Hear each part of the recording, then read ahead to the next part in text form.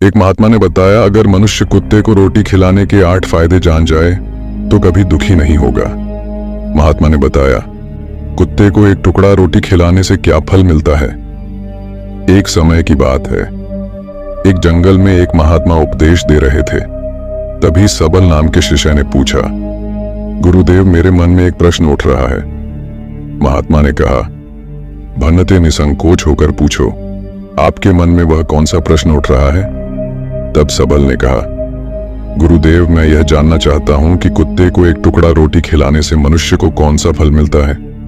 तभी महात्मा ने कहा, भन्नते, कुत्ते को एक टुकड़ा रोटी खिलाने से मनुष्य को 8 फायदे होते हैं तथा जो भी मनुष्य इन फायदों के बारे में जान जाता है उसका जीवन धन्य हो जाता है और उसको जीवन में कभी दुखों का सामना नहीं करना पड़ता है। जो भी मनुष्य पृथ्वी लोक पर कुत्ते को एक टुकड़ा रोटी खिलाता है उसे 8 फायदे होते हैं और वह जीवन भर सुखी रहता है और उसे मृत्यु के बाद मोक्ष की प्राप्ति होती है।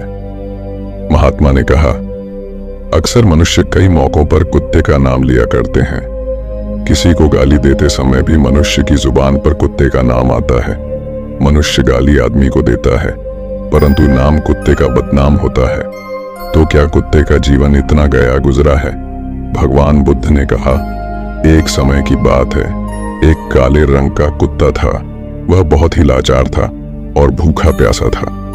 वह गांव में सभी के घर घर जाता था परंतु उसे कोई भी व्यक्ति रोटी का एक टुकड़ा भी नहीं देता था। वह भूख के मारे इधर उधर घूमता रहता।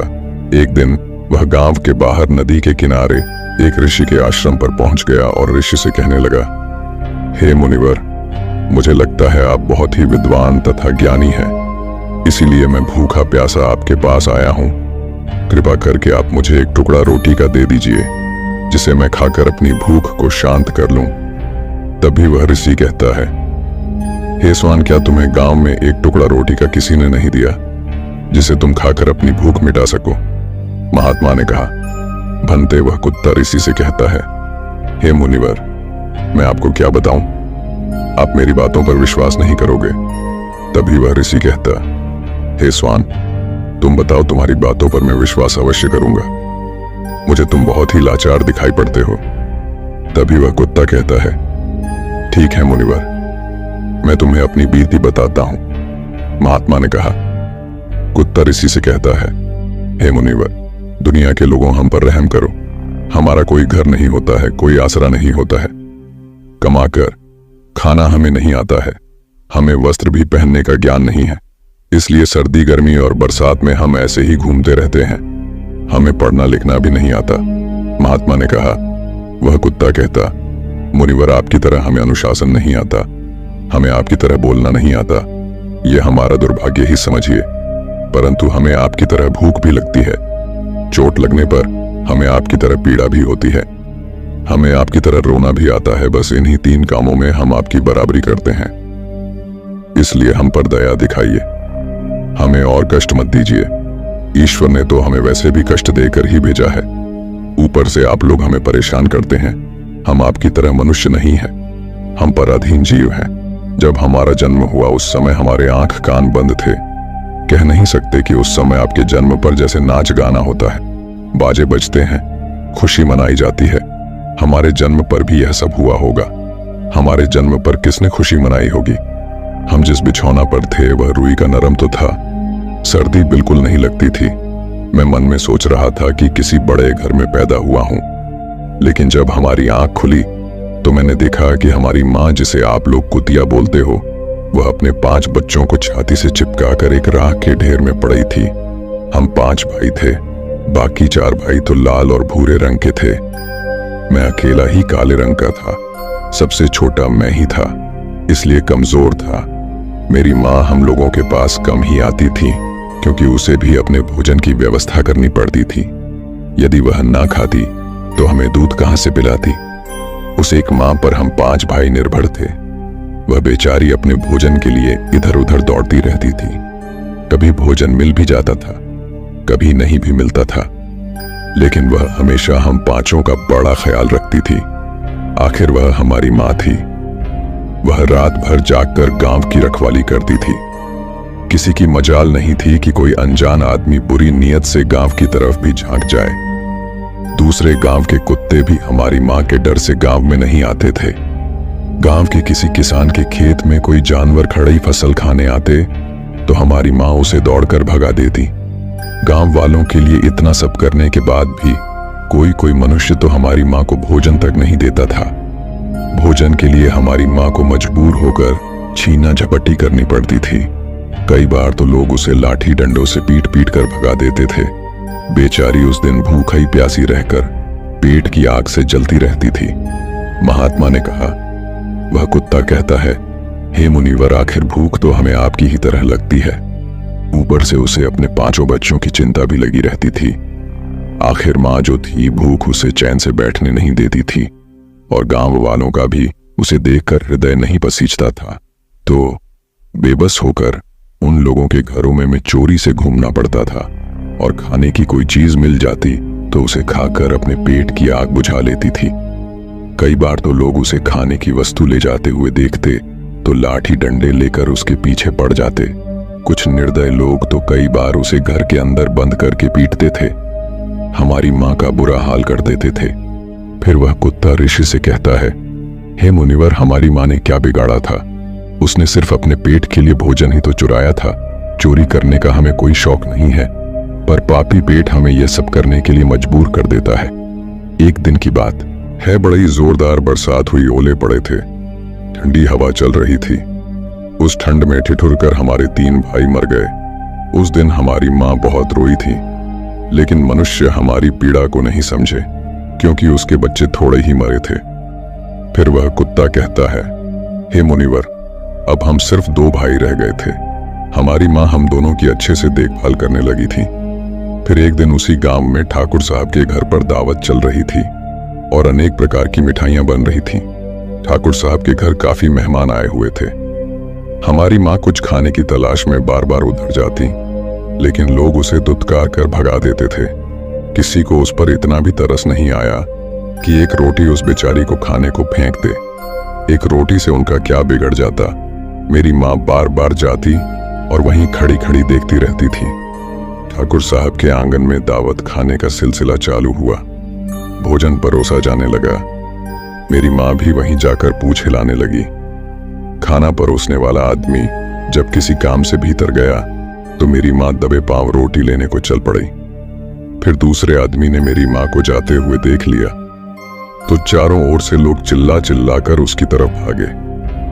मेरी मां उनकी चीख सुनकर घबरा गई। 2-3 आदमी लाठी लेकर उसके पीछे बड़ी बेहरमी से दौड़े।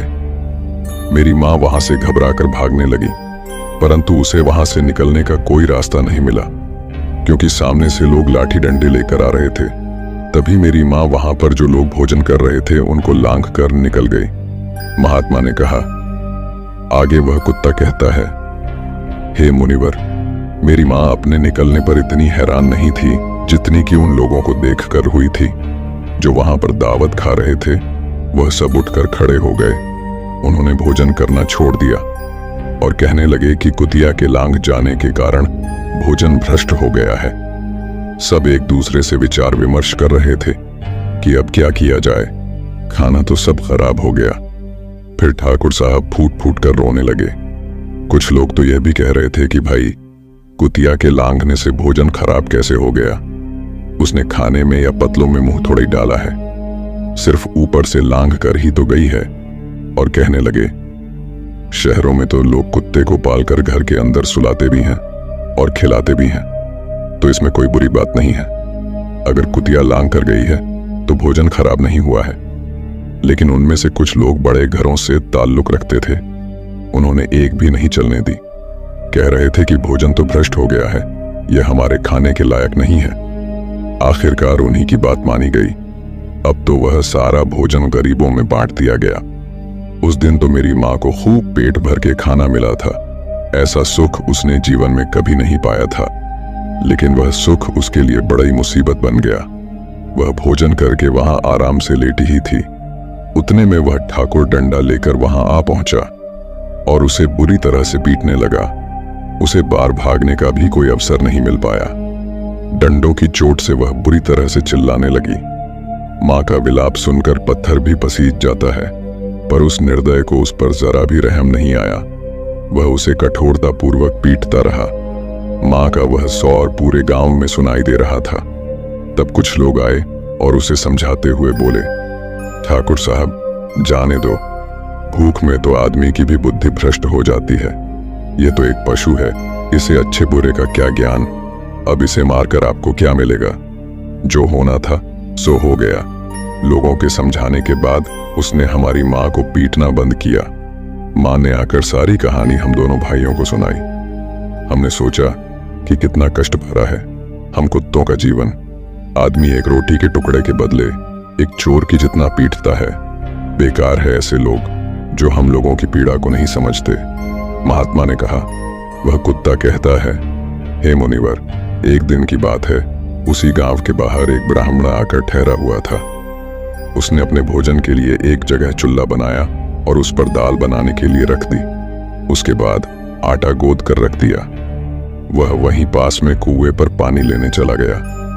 इधर कहीं से मेरी माँ भी घूमती हुई वहीं पहुंच गई। उसने आटे को देखा तो सोचने लगी कि शायद इस आटे का कोई मालिक नहीं है।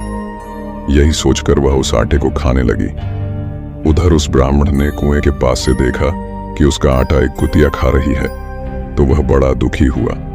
वह बेचारा रोने लगा, क्योंकि वह भी 2 दिनों का भूखा और थका हुआ था। कुछ लोगों ने उससे कहा, अरे ब्राह्मण देवता, इस कुतिया ने तुम्हारा भी आटा बिगाड़ दिया। कल तो इसने ठाकुर साहब की पूरी रसोई बिगाड़ कर रख दी। ब्राह्मण दुखी होता हुआ बोला, भाई, मुझे क्या मालूम था यह दुष्ट कुतिया मेरे आटे को खाने के लिए घात लगाई बैठी है। ब्राह्मण ने ना आव देखा, ना ताव लाठी लेकर उस कुतिया के ऊपर टूट पड़ा। माँ उस आटे को ठीक से खा भी नहीं पाई थी, पर उससे ज्यादा की उस पर लाठी बरस गई। महीनों तक मेरी माँ लड़खड़ाते हुई घूमती रही। तब उस दिन समझ में आया कि आदमी कितना खुदगर्ज है। हम उसका कोई भी कार्य करते हैं तो भी वह हमें नहीं समझता।